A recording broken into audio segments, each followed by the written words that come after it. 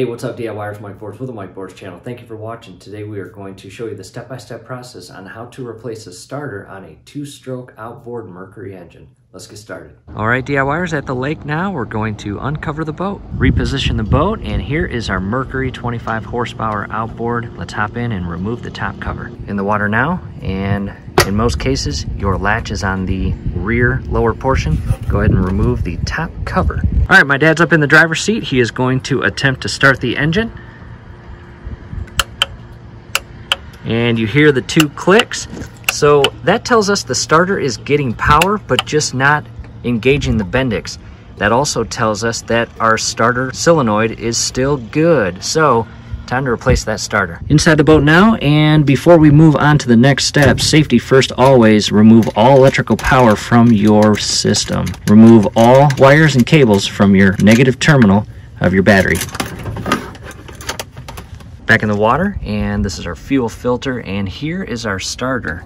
There is our starter number, and when it comes time to purchase a brand new starter, you want to reference that number right here. That's the date of the manufacturer. So it lasted 28 years. You got a bolt here, and you've got an additional bolt way in there, and I think what we'll do is remove this cap to give us better access to that inner bolt. To the opposite side of the engine, here's that plastic cover. It is held on by a couple Phillips screws. Carefully remove these screws without stripping them or dropping them. Now removing the second screw. After loosening that up, just again, be very careful. Do your best not to drop it. Set this in a safe location. Now that we have removed that plastic cover, we have much better access to that 10mm bolt. I'm going to remove that bolt first, and I've got a 10mm socket with an extension. Do your absolute best not to strip the bolt when it comes off. I've already broke them loose. Again, be very careful. Do not drop these. They're pretty long, about 1.5 inches. To the opposite side, again, I've already broke the bolt loose. Very important, when you remove this bolt, make sure you're holding the starter, because down here you've got an electrical wire that feeds to the starter. You don't want to harm that. Second bolt is out. From here, you just want to carefully maneuver the starter up and out without harming anything as you do it. And from here, we will remove that nut so we can remove that electrical wire. Making progress, the upper nut has been removed. There it is right there. From here, just carefully pull the starter away. This is junk. Let's go grab the new one. All right, DIYers, on the left-hand side is the old starter, September 28, 1992. That lasted a long time. It does not owe us anything. Here's the new starter. Hopefully it lasts just as long. And you'll notice we got a new upper nut. Let's go ahead and remove that. Position it in the boat and secure that electrical connection point. At this point, I've got the upper nut securing the electrical connection point, and before you position it in place to secure it with the bolts, take note of how it needs to go in. You'll notice that this is all black. On the back side, it is rubbed off. This side here is what connects to the engine. So I will carefully insert this and secure this with the bolts.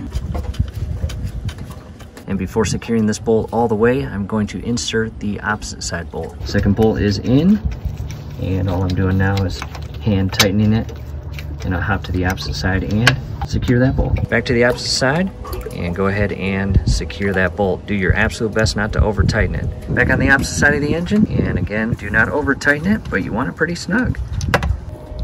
There it is right there. Next, what we'll do is carefully realign this in place and secure it with those 2 Phillips screws. Prior to inserting that plastic cover, you want to align this portion. You'll see the screw holes or bolt holes. And way down in here, if yours is not aligning, you have a lower hole that has to loop around a tab way down in there. I'm not sure if you can see it. Just make sure you get this plastic choke housing secured on that lower tab. Plastic cover in place, go ahead and secure the screws. Do not over tighten these. Back to the other side of the engine, verify you're not leaving any tools in the engine compartment. From here, we'll hop back in the boat and re-secure the wiring to the negative terminal of the battery. Back inside the boat and re-securing all the cables and wires to the battery. My dad's in the driver's seat, and we are going to start the engine, let it run for about 5 minutes.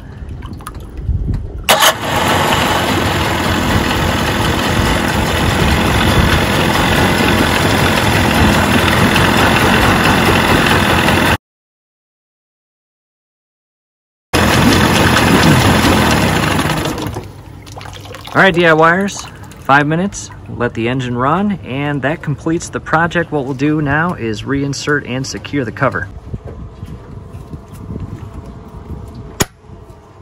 That is it. Hopefully this helps. Do us a favor, below the video you will see that thumbs up icon. Click on that, like the video, subscribe to the channel, definitely ring your YouTube bell. That would be very helpful to us. Thanks again for watching.